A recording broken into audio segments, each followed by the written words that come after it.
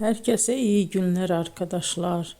Bugün sizler için sevilen oyuncularımız Can Yaman ve Demet Özdemir'den çok romantik fotolarını sizler için hazırladık.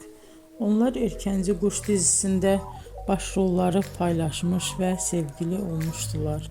Ve dizi bittikte yollarını ayırdılar. Can Yaman İtalya'ya gitmiş.